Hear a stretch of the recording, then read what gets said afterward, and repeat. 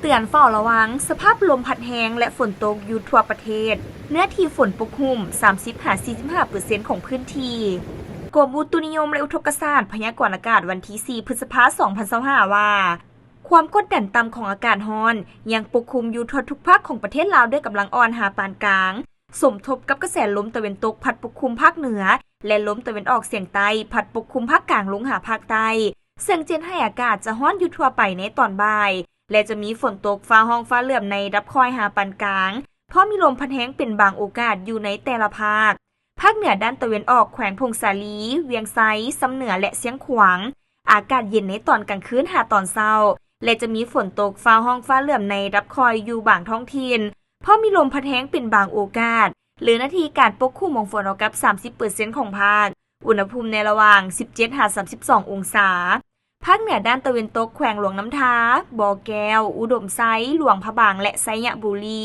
อากาศร้อนพร้อมจะมีฝนตกฟ้าห้องฟ้าเหลื่อมในรับคอยหาปานกลางอยู่บางท้องถิ่นและมีลมพัดแรงเป็นบางโอกาสหรือนาทีการปกคลุมของฝนกับ 40% ของภาคอุณหภูมิในระหว่าง 20-37 องศานครหลวงเวียงจันทน์อากาศร้อนเพราะมีหมอกแห้งปกคลุมในตอนกลางเว้นและจะมีฝนตกฟ้าห้องฟ้าเหลื่อมในรับคอยอยู่บางบริเวณและมีลมพัดแรงเป็นบางโอกาสหรือนาทีการปกคลุมของฝนกับ 30% อุณหภูมิในระหว่าง 26-37 องศาภาคกลางแขวงเวียงจันทน์บริคำไซคำมวลและสวรรณเขตอากาศร้อนหาร้อนเอาพร้อมจะมีฝนตกฟ้าห้องฟ้าเหลื่อมในรับคอยหาปานกลางอยู่บางท้องถิ่นและมีลมพัดแรงเป็นบางโอกาสหรือนาทีการปกคลุมของฝนกับ 40% ของภาคอุณหภูมิในระหว่าง 24-38 องศา